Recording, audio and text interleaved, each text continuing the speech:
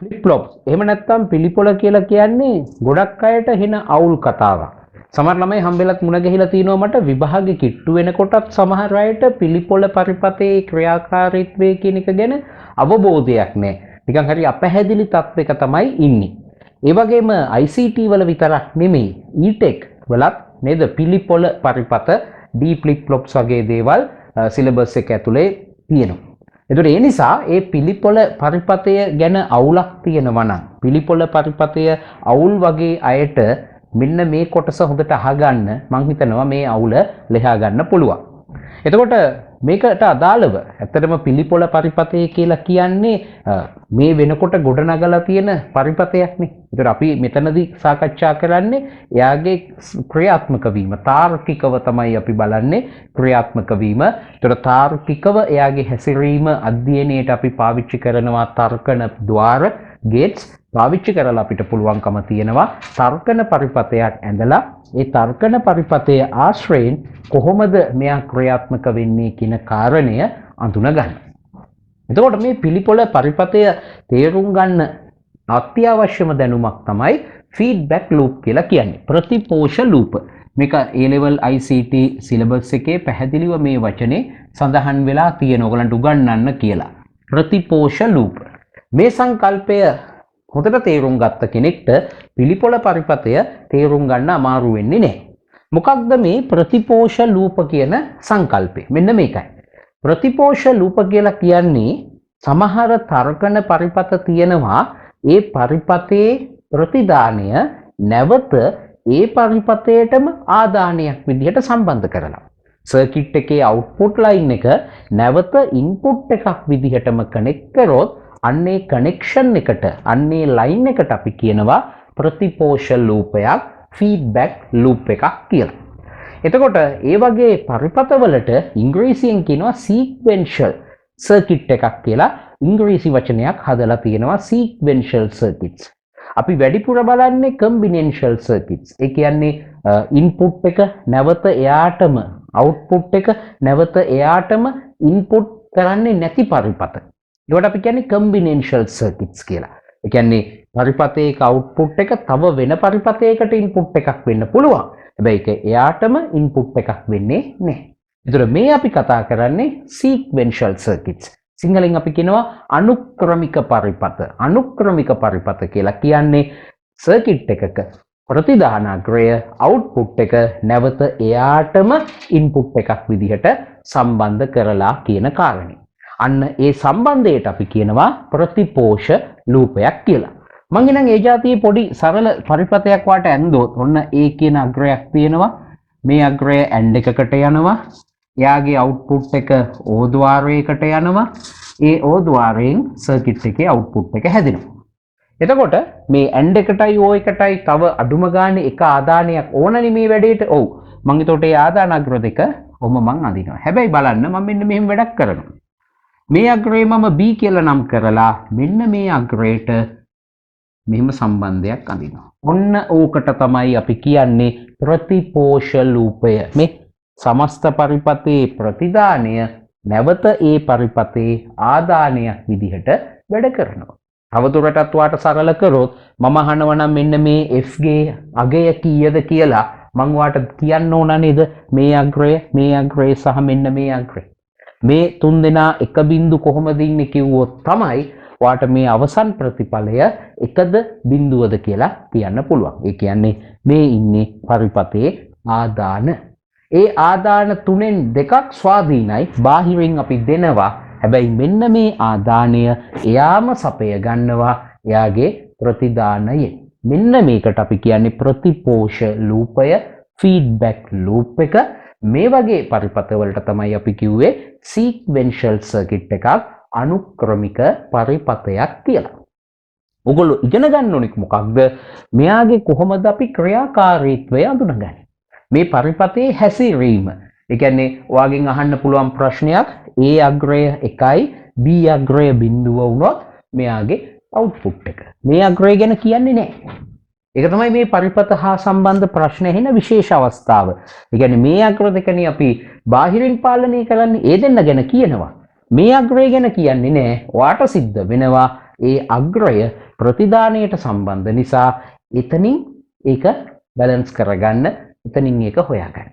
ඔන්න මම මේ ක්‍රමේ වාට දැන් කියලා දෙන්න යන්නේ මේ જાතියේ පරිපතයක් වාට දීලා මේකේ හැසිරීම ක්‍රියාත්මක වීම ගැන වාක්‍ය තිබ්බොත් උත්තර තිබ්බොත් කොහොමද ඔයා මේක විසඳගන්නේ? එතකොට පළවෙනි සංකල්පය මේ හොඳට සංකල්ප ටික ඔලුවට දාගන්න. හරියට සංකල්ප දාගත්තාම ඔයාට ලේසි මතක තියාගන්න. මොකද ඒක ගොඩාක් කටපාඩම් කරන්න ඕනෙත් නෑ. ආයාසයෙන් දේවල් ඔලුවේ තියාගන්න ඕනෙත් නෑ. අපි ගොඩාක් වෙලාවට දේවල් අසීරු කරගන්නේ. විෂයන් අමාරුයි වගේ දැනෙන්නේ අපි සංකල්පය ඉගෙන ගන්නේ නැතුව කරුණු වෙන වෙනම පාඩම් කරන්න හිතනවා. නැත්තම් කරුණු මහා ගොඩක් විදිහට දකිනවා. හැබැයි සමහර වෙලාවට අපි සංකල්පය තේරුම් අරගෙන ඉගෙන ගත්තොත් අර කරුණු එකක්වත් අපි ඔළුවේ තියාගන්න අවශ්‍ය නැහැ. සංකල්පය පාවිච්චි කරලා අවස්ථාවේදී අපිට පුළුවන් ඒ දත්ත වලින් අවශ්‍ය උත්තරය තොරතුර හදන්න. මෙතනදී වා ඔළුවේ තියාගන්න ඕන සංකල්පය තමයි මේ වගේ සර්කිට් එකක සීක්වෙන්ෂල් සර්කිට් එකක අනුක්‍රමික පරිපතයක වාට අවුට්පුට් එක මාක් කරලා දුන්නාම මේ වගේ අකුරකින් ඔයා ඒක කෑලි දෙකකට කඩා ගන්න ඕන. ඒ කියන්නේ සර්කිට් එකේ අවුට්පුට් එක වා අවුට්පුට් දෙකකට වෙන් කරගන්න ඕන. මොකක්ද මේ දෙන්න? අවුට්පුට් එක F නම් එකකට අපි කියනවා FT, අනිත් එකට අපි කියනවා FT ධන එක. ඔන්න පළවෙනි සංකල්පය. ඒ කියන්නේ සීක්වෙන්ෂල් සර්කිට් එකක් විශ්ලේෂණය කරනවා නම් තේරුම් ගන්න යනවා නම් පළවෙනි පියවර තමයි ඒකේ ප්‍රතිදානය ඔයා වෙන් කරගන්න කොටස් දෙකකට. මොකක්ද FP සහ FT ධන එක කියලා. මොකක්ද මේකේ තේරුම? මේක යන වරහණක් එනවා, T අකුරක් තියෙනවා, T ධන එකක් තියෙනවා. මේක අමාරුද? නෑ. මේකේ අදහස මෙච්චරයි. T කියන්නේ ටයිම් එක. T ධන එක. එතකොට පේනවා එක ළඟ වෙලාවල් දෙකක්. FT කියන්නේ කලින් ප්‍රතිදානයේ චුට්ටකට කලින් තිබ්බ අවුට්පුට් එක. FT ධන එක කියන්නේ මේ දැන් හැදෙන්න යන අවුට්පුට් එක. ඔන්න සරල අදහස. FT පෙර ප්‍රතිදානය, FT ධන එක දැන් ප්‍රතිදානය. ඔන්න ඒක තමයි මෙතන වැදගත්ම තැන. මොකද කලින් අවුට්පුට් එක නැතුව, එයා ගැන හිතන්නේ නැතුව, එයාව ලියන්නේ නැතුව දැන් අවුට්පුට් එක ගැන අදහසක් ගන්න බෑනේ.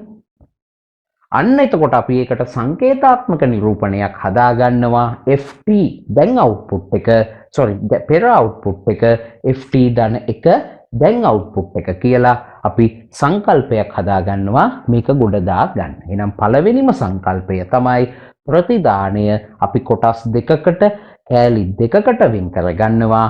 දැන් ප්‍රතිදානය සහ පෙර ප්‍රතිදානය කියලා. එහෙනම් දැන් මෙයාට අපි ප්‍රතිදාන හොයන්න යමු. මම මෙයාව තේරුම් ගන්න තියෙන හොඳම විදිහ, පරිපතයක් තේරුම් ගන්න තියෙන හොඳම විදිහ මොකක්ද? සත්‍යතා වගුවක් අඳින එක. ඔන්න මතක තියාගන්න. තාර්කික පරිපතයක ක්‍රියාකාරීත්වය තේරුම් ගන්න හොඳම විදිහ තමයි සත්‍යතා වගුව. මොකද සත්‍යතා වගුව ඇතුලේ අපිට මොඩල් කරන්න පුළුවන් ඒ පරිපතයේ සමස්ත හැසිරීම. ඊට පස්සේ ඒක දිහා ටිකක් මීටරෙන් බැලුවොත්, තුන්වෙනියෙහි ඒ කියන්නේ විශ්ලේෂණාත්මකව බැලුවොත් වාට යම් යම් පැටර්න්ස්, රටාවල් අඳුන ගන්න පුළුවන් වේවි.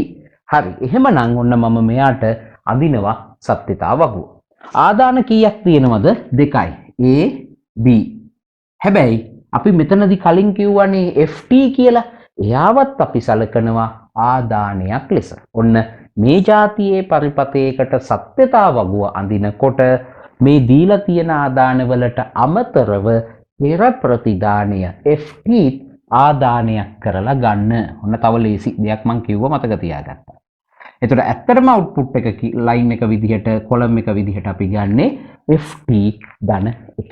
එහෙනම් මෙයාට අපි සත්‍යතා වගුව අඳිනකොට කොහොමද සත්‍යතා වගුවේ ආදාන වෙන්නේ? ආදාන ලෙස අපි ගන්නේ අර නිරූපණය කරලා තියෙන ආදාන වගේම FT ආදානයක් ලෙස ගන්න. හැමතිස්සෙම එහෙමයි.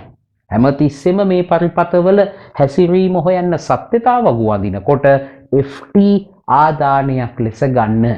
ප්‍රතිදානීය විදිහට සලකන්නේ FT ධන එක. මෙතන දැක්කද F අකුර තිබ්බට ඒක කෑලි දෙකකට කැඩිලා එකක් ආදානයක් ලෙසත් අනිත් අවස්ථාව ප්‍රතිදානීය ලෙසත් තමයි අපි මොඩල් කරගන්න ඕන වෙන්නේ. හරි. ඔන්න මම එහෙනම් කොලම් ටික ඇඳගත්තා. අපි දැන් එහෙනම් මේකේ අවස්ථා ටික බලමු. එතකොට ආදාන 3යිනේ. ආදාන 3 නම් ආදාන අවස්ථා 8යි. නේද? එහෙනම් ඔන්න ආදාන අවස්ථා 8 මම අඳිනවා. අවස්ථා 8 හැමතිස්සෙම මෙහෙමනේ ඉන්නේ. ආදාන 3 නම් හැමතිස්සෙම ආදාන අවස්ථා 8යි තියෙන්නේ.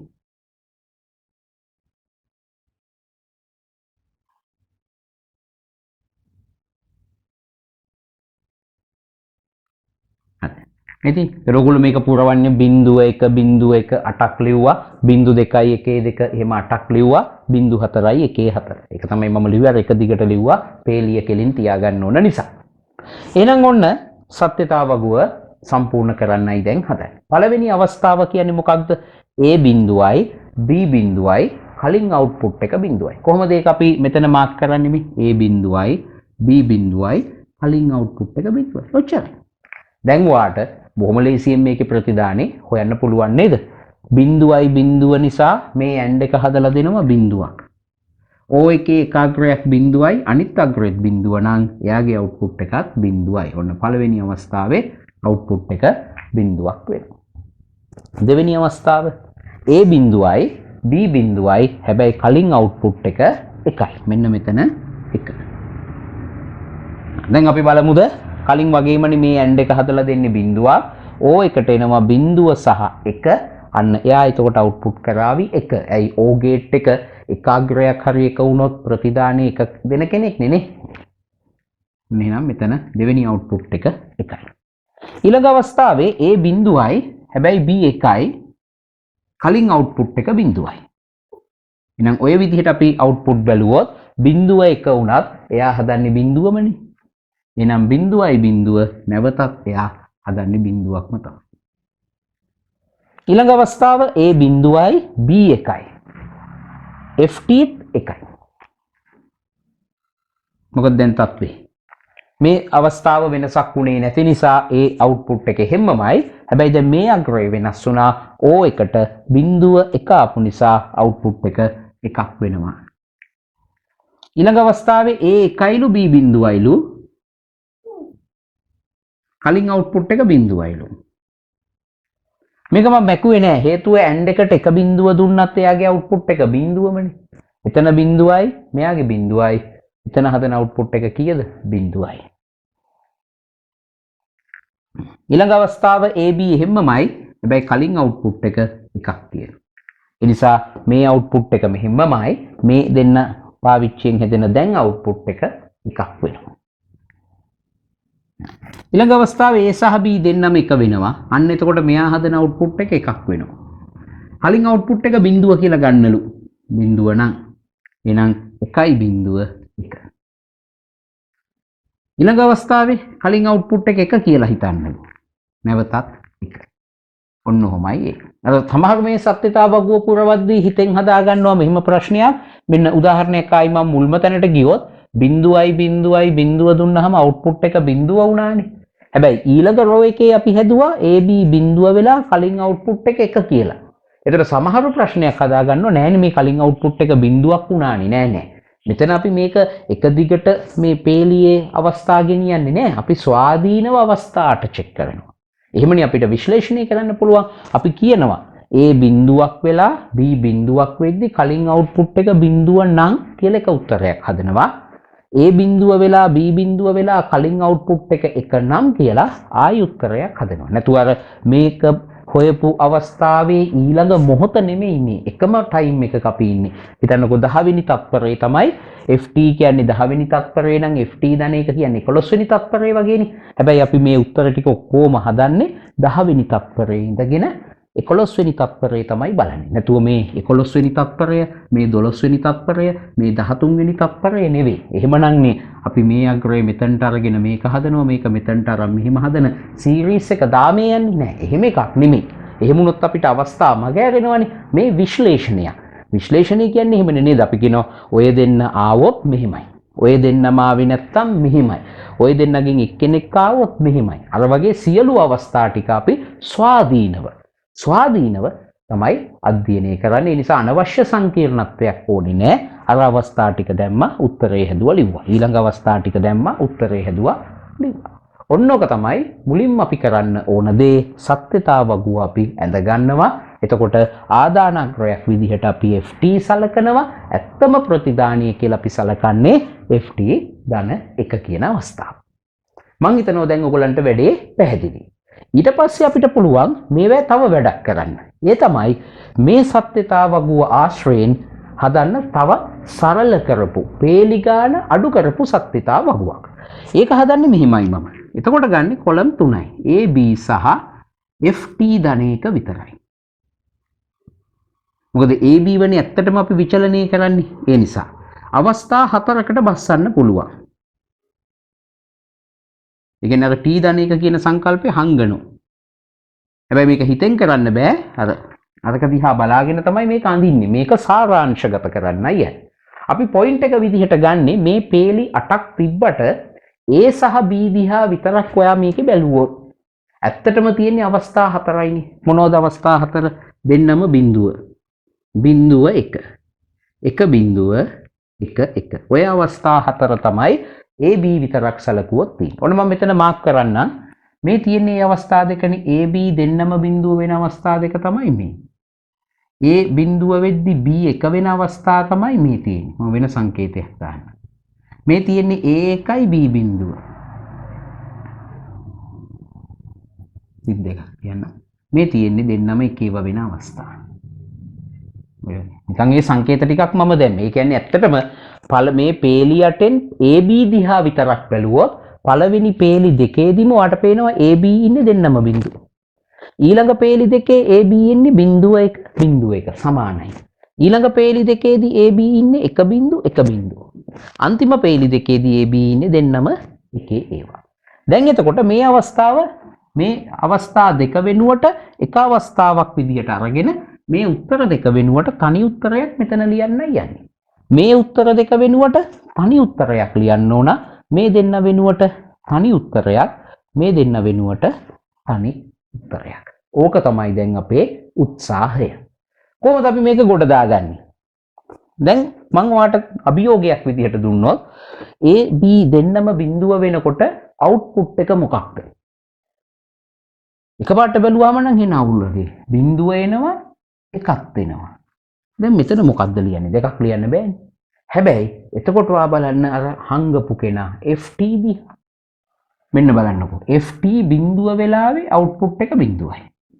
FT එක වුණොත් අවුට්පුට් එක එකයි. එහෙනම් මට පුළුවන් මේක ලියන්න FT කියලා. හරි නේද? ඒ කියන්නේ ආදානග්‍ර දෙකම බිඳුව නම් දැන් අවුට්පුට් එක කලින් අවුට්පුට් එකම තමයි. ඇත්ත? බලන්නනේ FT බිඳුව වුණොත් FT ධන එකත් බිඳුව වෙනවා. FT එක වුණොත් FT ධන එකත් එක වෙනවා.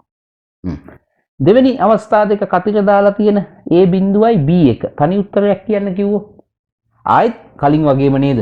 FT බිඳුව නම් බිඳුවයි එක නම් එකයි. මම මෙතන ලියන්නේ FT ම තමයි. ඊළඟ අවස්ථා දෙක එක බිඳුව වෙනකොට එතනත් ඒ වගේනේ. බිඳුව නම් බිඳුවයි එක නම් එකයි FT. අන්තිම අවස්ථා දෙක එතන නම් නිශ්චිතවම එකයි.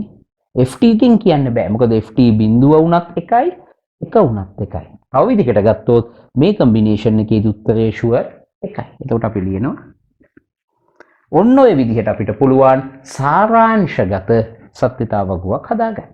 ඒ කියන්නේ සාරාංශය හදන්නේ මෙහෙමයි. අවස්ථා දෙක දෙකනේ මේකට තනි අවස්ථාවක් කරන්නේ. ඒ අවස්ථා දෙකේම බිඳුව තිබ්බොත් බිඳුව ලියන්න. ඒ අවස්ථා දෙකේම එකේව තිබ්බොත් එක ලියන්න. එහෙම බිඳුව එක වෙනස් වෙනවා නම් ටක් ගාලා FT බලන්න. එතකොට FT ට සමානව නම් යන්නේ FT ලියන්න. සමහරක් වෙලාවට විරුද්ධ වෙන්න පුළුවන්. කියන්නේ FT බිඳුව වෙනකොට යා එක වෙනවා. FT එක වෙලා FT ධන එක බිඳුවයි. මොපිටනේ. එතකොට ලියත හැකි FT අනුපූරක. ඒ කියන්නේ මෙයාගේ තීරුවක් ගත්තොත් ඕනම තීරුවක් ඉන්න පුළුවන් මේගොල්ලන්ගෙන් එක්කෙනෙක්. මේ හතරෙන් එකයි. ඔච්චර. ඔය හතරෙන් එකක් දාලා මේක පුරවන්නයි තියෙන්නේ. අවස්ථා දෙකේම බිඳුව නම් බිඳුව ලිව්වා. අවස්ථා දෙකේම එක නම් එක ලිව්වා. අවස්ථා දෙකේ එක බිඳු මාරු වෙලා නම් බිඳුව එක තිබ්බොත් එක බිඳු ලියන්න බෑනේ. එතකොට එක්කෝ FT හෝ FT ගේ not එක දැම්මා. FT ගේ රටාවටම නම් අරයා ඉන්නේ FT ලිව්වා. ඒකට ප්‍රතිවිරුද්ධව නම් ඉන්නේ FT අනුපූරක ලිව්වා. ඔය අවස්ථා හතර අර වෙන මොකක්වත් වාට පුරවන්න ඉන්නේ නැහැ. බලන්නකෝ. ඔය පුංචි දේවල් ටික ඔළුවේ තියාගත්තාම ප්‍රතිපෝෂ ලූප අනුක්‍රමික පරිපත nothing නේද? ඒ නිසා වාට මම මේ කරලා දෙන්නේ ලොකු උදව්වක්. මං හිතන්නේ වාට මේ විදිහට concept එක උස්සලා ඉගෙන ගන්න තියෙන අවස්ථා හරි අඩුයි. ඒ නිසා මේක බලපු අය, මේ පාඩම අහපු අය, මේකට ආපු අය ඕගොල්ලෝ ඒ chance එක ගන්න. හොඳයි? ඒ තමයි මේ ටික ඔළුවේ තියාගත්තා කියන්නේ පිළිපොළද ඕන අනුක්‍රමික පරිවර්තයක් වාට බොහොම ලේසියෙන් විභාග ප්‍රශ්න පත්‍රය ඇතුලේ හසුරව ගන්න තමයි අවස්ථාව ඉන්නේ. හොඳයි? එතකොට දැන් මේක දිහා බලලා අපිට කියන්න පුළුවන් මේ වගේ හැසිරීම. ඒ මොකක්ද? A සහ B අග්‍ර දෙකම එක කරොත් sure output එක එකයි. හැබැයි අනිත් සියලු combinations වලදී output වෙන්නේ කලින් output එකම තමයි. ආ එකම output එකේ කියන්නේ හද ඉන්නවා. එතකොට ඒ නිසා මෙයාට timing එකක් ඕන නේද? එතකොට ඒ timing එක දෙන්න වෙනම තියෙනවා ස්පන්ද. මේ වගේ circuits වලට attach කරලා තියෙනවා ස්පන්ද දෙන්න line එකකුත්. ඒ timing එක ගොඩක් වෙලාවට ගටිකාවේ ස්පන්ද වලට අනුව තමයි මෙයා change වෙන්නේ. එතකොට මේක නැනෝ තත්පර වගේ වේගයකට තමයි මෙයා යන්නේ. එතකොට ඒ timing එකේ සැරයක් ගානේ එයා output එක refresh කරනවා. කියන්නේ කලින් output එක යාම නැති කරලා අලුත් output එකක් හදන්න යනවා. එතකොට මේ හැසිරීමෙන් පේනවා A සහ B අග්‍ර දෙක හිටියේ එක නෙවෙයි. අනිත් අවස්ථා තුනෙන් එකක නම් එයා මකලා හදන්නේ බිඳුව මකලා බිඳුව නැත්තම් එක මොකක් හෝ කලින් අවස්ථාවේ එයා හද ඉඳි. හැබැයි මේ අග්‍ර දෙකම එක වුණොත් කලින් අවස්ථාව මොකක් වුණා? එයා ශනිකව එක හදන්න පටන් ගන්නවා. එහෙනම් ඔන්න ඔය වගේ තමයි ප්‍රතිපෝෂ ලූප තියෙන අනුක්‍රමික පරිපතයක හැසිරීම අපි මේ concept එකෙන් විශ්ලේෂණය කරගන්නේ. පැහැදිලිද ඒක? දැන් එහෙනම් අපි යමු අපේ අරමුණ. ඒ තමයි SR කියන පිළිපොළ flip flop circuit එක. එතකොට මේ flip flop කියන circuit එක පාවිච්චි කරන්නේ නශ්‍ය මතක හදන්න. ඒ කියන්නේ RAM එක ඊට පස්සේ ගත්තොත් වාරක මතකය, රෙජිස්ටර් වගේ ඒවා හැදිලා තියෙන්නේ පිළිපොළ. අපි කියනවා ඇත්තටම පිළිපොළ කියන්නේ නශ්‍ය මතකයන්ගේ තැනුම් ඒකකය කියලා. ඒ කියන්නේ අපි මෙමරි එකක් සලකන්නේ කෝෂ ගොඩක එකතුවක් කියලානේ. කෝෂයක් කියලා කියන්නේ එක බිටුවක් ගබඩා කරන්න තියෙන ඉඩ. නිකන් අපි තර්කානුකූලව හිතේමවා ගන්නේ ওই නශ්‍ය මතක කියන්නේ අර ගණන් පොතේ කොලයක් වගේ. කොටු ගොඩක්, කෝෂ ගොඩක්. එක කොටුවක් ඇතුලේ එකක් හෝ බිඳුවක් ගබඩ වෙනවා. අන්නේ කෝෂයක් හැදෙන්නේ පිළිපොළකින්. ඒ කියන්නේ කෝෂ 1000 නම් පිළිපොළ 1000යි. හරි? මෙමරි එකක් තියෙනවා නම් අපි හිතන්නකො කිලෝබයිට් එකක කැපැසිටි. කිලෝබයිට් එකක් කියලා කියන්නේ බයිට් 1024ක්. බිටු වලින් ගත්තොත් 1024 වැඩි කිරීම 8000 ගානකට එහා යනවා. නේද? අන්න එච්චර 8000 ගානක් පිළිපොළ වලින් තමයි මෙමරිය හැදිලා තියෙන්න ඕනේ. ඒ පිළිපොළේ තාර්කික පෙනුම තාර්කන ద్వාර වලින් අඳින එක තමයි අපි A level syllabus එකේදී කතා කරන්නේ. එතකොට මේ පිළිපොළ හදන ක්‍රම දෙකක් තියෙනවා. NAND gate වලිනුත් පිළිපොළ circuit එක හදනවා, NOR වලිනුත් පිළිපොළ gate එක හදනවා. මම NAND වලින් වාට රූපය ඇඳලා පෙන්නුවොත් මෙන්න පිළිපොළ. NAND gates දෙකක් ගන්නවා. NOR gates ගත්තත් මේ වගේම තමයි. gates දෙකයි. අග්‍ර දෙකයි. හැබැයි මේක මෙහිට කනෙක්ට් වෙනවා. මේක මේ පැත්තට කනෙක්ට් වෙනවා. ඔන්න ඔය විදිහට තමයි යාගේ හැඩේ එන්නේ. එක අග්‍රයක් අපි නම් කරන්නේ S කියලා, අනිත් අග්‍රය R කියලා. එක සම්මත අකුරු දෙකක්. ඒ නිසා මෙයාට කියනවා SR පිළිපොළ කියලා කියන්නේ ඔන්න ඔය නිසා. තව තියෙනවා D flip flop, JK flip flop වගේ තව පිළිපොළ මේවා පොඩි වෙනස්කම් කරලා හදන circuits ගොඩක් තියෙනවා. එතකොට output එක එන්නේ කොතනටද? ඒක හරි වැදගත්. output එක අපි දාන්නේ හැමතිස්සෙම Q අකුරෙන් තමයි සාමාන්‍යයෙන් අපි මෙයාගේ output එක පෙන්නන්නේ. ඒක එන්නේ S එක කනෙක්ට් කරපු NAND එකට. ඔන්න මතක තියාගන්න. S එක කනෙක්ට් කරපු NAND එකට තමයි output එක එන්නේ. මේක උදව්වට ඉන්න කෙනෙක්. පරිපතේ ප්‍රතිදානාංකය කියලා අපි සලකන්නේ මෙයා ගැන. මෙයා support එකට ඉන්න කෙනෙක් කියලා සලකනවා. හරි? ඔන්න ඒක හොඳට මතක තියාගන්නයි තියෙන්නේ. දැන් එතකොට කලින් වගේම මෙයාව තේරුම් ගන්න පුළුවන් සත්‍යතාවක් වෙන්දොත්. එහෙනම් මේක Q කිව්වහම කෑලි දෙකකට කඩා ගන්න ඕනේ නේද? QT QT ධනයක. එතකොට S ඉන්නවා R ඉන්නවා QT ඉන්නවා. ආදානග්‍ර තුනේ සත්‍යතා වගුවක් ඇඳලා අපි මෙයාව විශ්ලේෂණය කරන්න පටන් ගමු.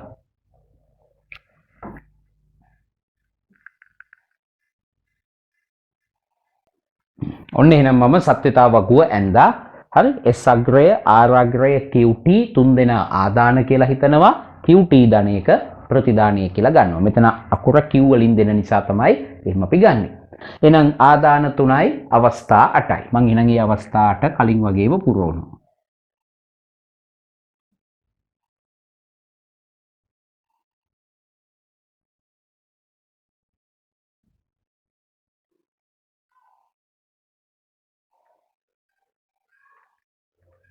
හරි. ඔන්න මම අවස්ථා 8 පිරෙව්වා. කලින් වගේමයි. දැන් ඊළඟට අපිට තියෙන්නේ ඒ අවස්ථාවලදී මෙන්න මේ අග්‍රය කොහොමද මෙතනනේ අවුට්පුට් එක කියලා අරගෙන ලිව්වනම් හරි. එතකොට එහෙමනම් පළවෙනි එකේ කියන්නේ S බිඳුවයි R බිඳුව උන පුරවන විදිහ කලින් අවුට්පුට් එක බිඳුවලු. එහෙනම් කලින් අවුට්පුට් එක කියන්නේ මෙතනින් එන එකක් නේ. එහෙනම් ඒක බලපාන්නේ මෙතනට. ඔන්න උතනින් තමයි ස්ටාර්ට් එක ගන්නේ. මේ තියෙන්නේ NAND එකක්. හැමතිස්සෙම NAND වල අවුට්පුට් හොයන්න කටපාඩම් කරන්න ඕනේ නැහැ. AND එකේ මෙහෙම වුණොත් උත්තරේ කීයද හිතන්න ඒක නොපිට ගහගන්න. බිඳුවයි බිඳුව AND එකකට දුන්නොත් බිඳුවනේ. එහෙනම් මෙයා NAND හින්දා එයාගේ අවුට්පුට් එක එකක් වෙලා මෙතනට බලපාන. දැන් අපිට මෙතනින් අවුට්පුට් එක ගත හැකියි. බිඳුව එක AND එකකට දුන්නොත් බිඳුවයි NAND එකක් නිසා එකයි. ඔන්න ලිව්වා එක. එන්න දැන් ඊළඟ අවස්ථාව බලන්නේ කොහොමද? S බිඳුවයි R බිඳුවම තමයි කලින් අවුට්පුට් එක 1 කියලා හිතමු. කලින් අවුට්පුට් එක 1 කියලා හිතනකොට ඒක බලපාන්නේ මෙන්න මෙතනට. මෙතනට. මොකද අවුට්පුට් අග්‍රේ මෙතනනේ. මෙතනට තමයි ඒක බලපාන්නේ. මෙහෙ ලියලා හරියන්නේ නැහැ. බිඳුවයි 1 ඇන්ඩම් බිඳුවයි NAND හින්දා 1යි. එතකොට ඒක මෙතනට එනවා. කලින් වගේමයි නේ. බිඳුව 1 AND එකකට නම් බිඳුවයි NAND එකක් නිසා 1යි. දැන් ඔන්න SR වෙනස් වෙනවා. S බිඳුවයි R එකලු කලින් අවුට්පුට් එක බිඳුව කියලා හිතන්නලු. එහෙනම් මෙතනටනේ. එහෙනම් 1යි බිඳුව AND එකක නම් බිඳුවයි NAND එකක් නිසා 1යි. බිඳුවයි 1 AND එකක නම් බිඳුවයි NAND එකක් නිසා 1යි. එහෙනම් තුන්වෙනි අවස්ථාවේ ඉන්නේ 1. ඊළඟ අවස්ථාවේදී කලින් අවුට්පුට් එක 1 කියලා හිතන්නලු. එහෙනම් මෙතන ඉන්නේ අවුට්පුට් යන්නේ මේක 1යි. 1යි 1 AND එකකට දුන්නොත් 1යි NAND හින්දා බිඳුවයි. මොක මෙතනට එනවා. බිඳුවයි බිඳුව දුන්නා නම් අපි AND එකකට බිඳුවයි NAND එකක් නිසා 1යි. එහෙනම් එතන ඉන්නේ 1. ඊළඟ අවස්ථාව S1යි R බිඳුවයිලු. S1යි R බිඳුවයි කලින් අවුට්පුට් එක බිඳුව කියලා හිතමු. එහෙනම් මෙතනින් හැදෙනවා බිඳුවයි බිඳුව නිසා 1ක්. 1යි 1 AND එකකට නම් 1යි NAND හින්දා බිඳුවක් වෙනවා. මොන පළවෙනි වතාවට බිඳුවක් ආවේ වෙලා. ඊළඟ අවස්ථාව කියන්නේ SR හැමමයි කලින් අවුට්පුට් එක 1 කියලා ගන්නලු. එහෙනම් මෙන්න මෙතන 1. බිඳුවයි 1 AND එකකට දුන්නා නම් බිඳුවයි NAND එකක් නිසා 1යි. එහෙනම් 1යි 1 නැවතත් හදනවා බිඳුවක්. ඊළඟට වෙනස් වෙනවා SR දෙන්නම 1 වෙනවා. හරි. කලින් අවුට්පුට් එක බිඳුව කියලා හිතුවොත් බිඳුවයි 1 හදන්නේ 1ක්. ඔක මෙතනට බලපෑවා. 1යි 1 හදනවා බිඳුවක්. ඊළඟ අවස්ථාවේ කලින් අවුට්පුට් එක 1 කියලා හිතුවොත්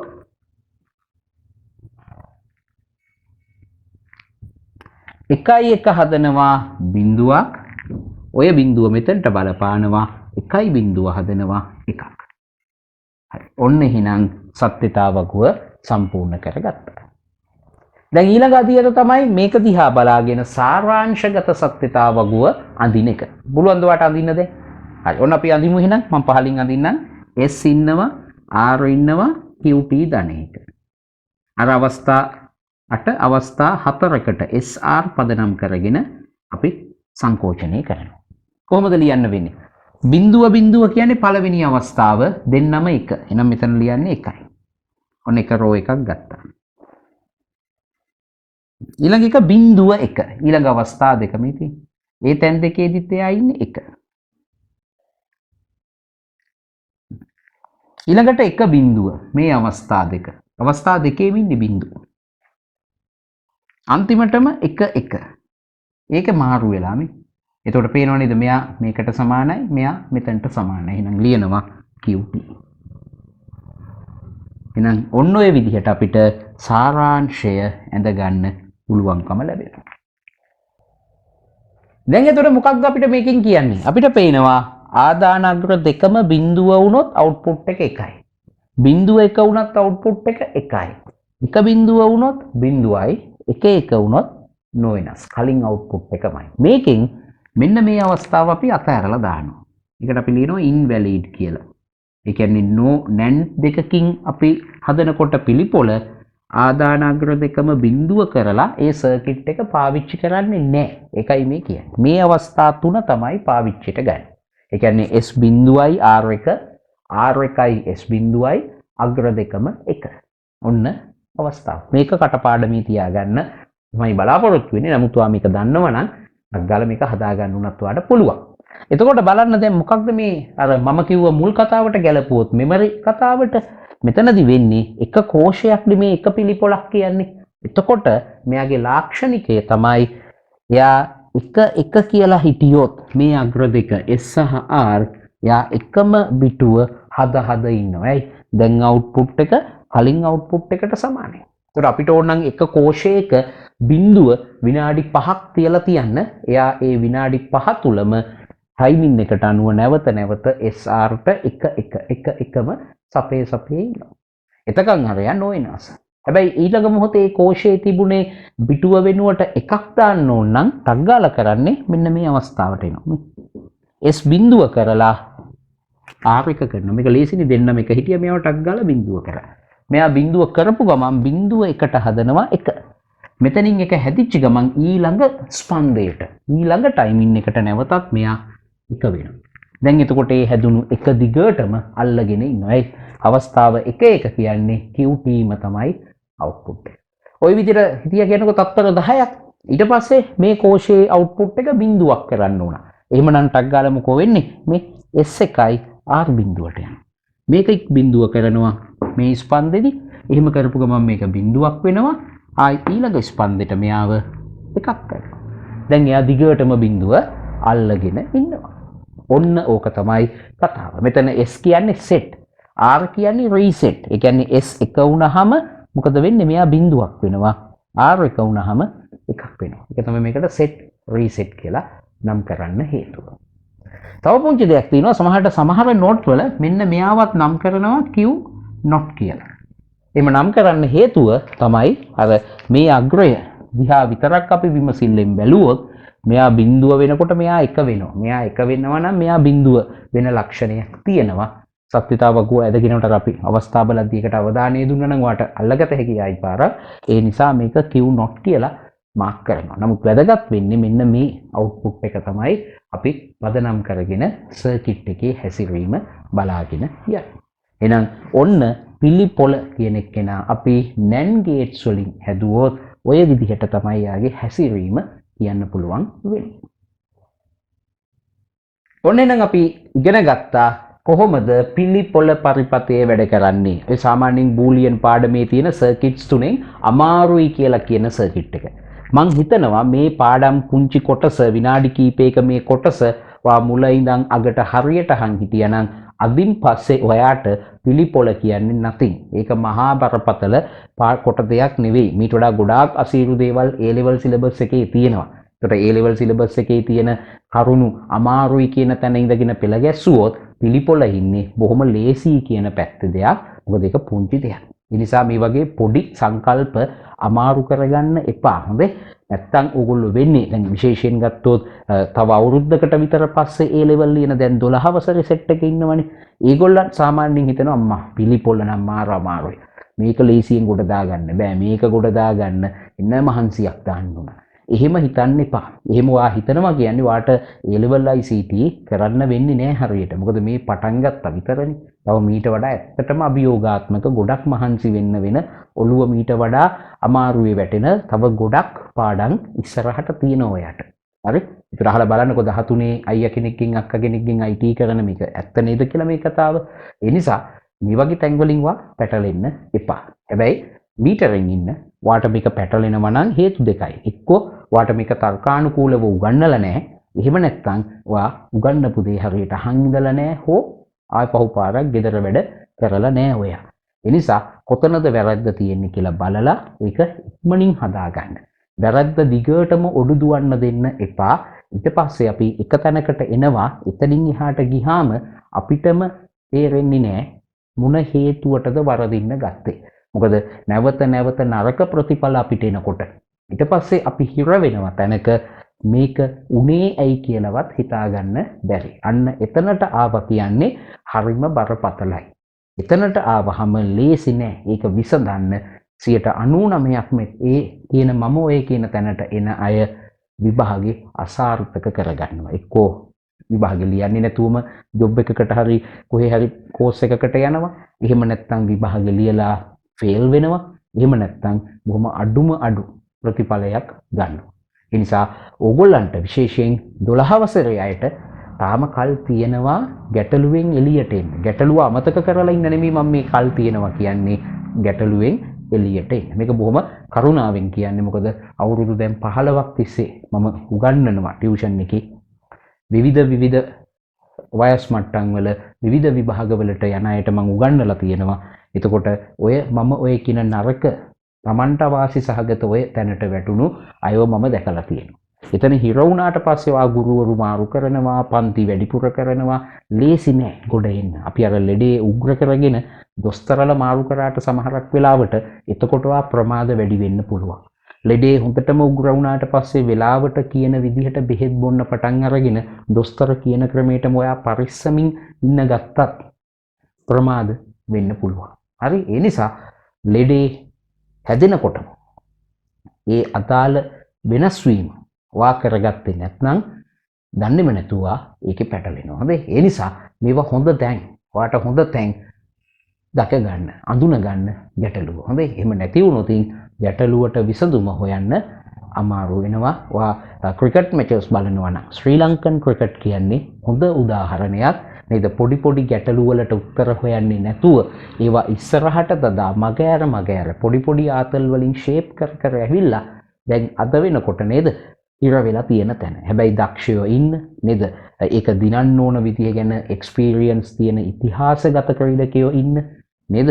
ලොකු ඒකට අවශ්‍ය කරන භෞතික යටිතල පහසුකම් ටිකක් හැදිලා තියෙන රටක් වෙලත් නේද? බලන්න හිර වෙලා තියෙන තැන. සමහරක් වෙලාවට දැන් මේගොල්ලන්ට ඇත්තට මේ ක්‍රීඩකයන්ටයි ඒ ඉන්න අයට ඕන වෙන්න පුළුවන් මේකෙන් එළියට එන්න, මේ ගැටලුවෙන් එළියට එන්න. මොකද දැන් මේ හැමෝටම අවාසි සහගත වෙන තැනකටම මේක ඇවිල්ලා නේද? ක්‍රීඩකයන්ගේ වෘත්තිය නැති වෙන තැනට, මිනිස්සු වෛර කරන තැනට නේද? සමහරක් වෙලාවට ක්‍රිකට් කියන මේ බිස්නස් එකක්නේ. මේක දුවන්නේ මේ තියෙන සල්ලි නිසා, මිනිස්සු මැච් බලන නිසා, ටීවී වලින් ඇවිල්ලා මේ මැචස් ලොකු ගාණක් දීලා විකාශනය කරන්න ගන්න නිසා. නමුත් ප්‍රේක්ෂකයෝ අයින් වෙන්න ගත්තොත් එපා වෙලා අතහැරලා දැම්මොත් එක අවුරුද්දක් යනකොට සම්පූර්ණ ඒ ධනය, සම්පූර්ණ ඒ තියෙන කතාව ඉවර වෙන්න පුළුවන්. හැබැයි ඒ තැනට කිට්ටු වෙනකොට ඔය හැමෝටම තේරෙනවා මේ අපරාධ මේක දැන් ගොඩ දාන්න ඕනේ, මේක ගොඩ දාගමු නැත්නම් අපි ඔක්කොම විනාශයි වගේ. හැබැයි එතකොට වමනාව කොච්චර වුණත් ගොඩ දාන්න හරිම අමාරු වෙනවා. ඒක උදාහරණයක් ගන්න. අපි ලෝකේ වෙන දේවල් වලින් ඉගෙන ගන්න එපා. එතකොටනේ අපේ වැරදි වලින් අපි විනාශ වෙන්න කලින් අපිට හැදෙන්න පුළුවන්. නේද? ඒ නිසා ඔයා දන්න තව ඒ જાතිය ඕන තරම් උදාහරණ ඇති. ඒ නිසා අන්තිමටම මට කියන්න තියෙන්නේ ගැටලුව හරි ලොකු ප්‍රශ්නයක් දක්වා ගෙනියන්න එපා. ඔයා සක්‍රිය වෙන්න, මීටරින් ඉන්න, ඔයා වෙනස් වෙන්න. ගැටලු දැනෙනකොට ඒ ගැටලුව මනින් निराකරණය කරගන්න ඔයා සක්‍රිය වෙන්නම ඕනේ. හරි. එහෙනම් එච්චරයි. පිළිපොළ ඔන්න ඉගෙන ගත්තා. ජීවිතේටම අමතක නොවෙන්න. ඉතුරු ටික වාට බාරයි. නෝට් එක ආයි පාරක් බලන්න. ඕනනම් ඔයාගාව නෝට් එකක් නැත්නම් WhatsApp message එකක් ඕන වෙලාවක එවන්න. මම මගේ නෝට් එකක් වාට එවන්නම්. කොහොම හරි අපි මේ වැඩේ ගොඩ දාගෙන මහන්සි වෙලා ගමන යමු. ඔගොල්ලෝ හැමෝටම ආයුබෝවන්. ජයම වේවා. ආයි දවසක අපි හම්බ වෙමු.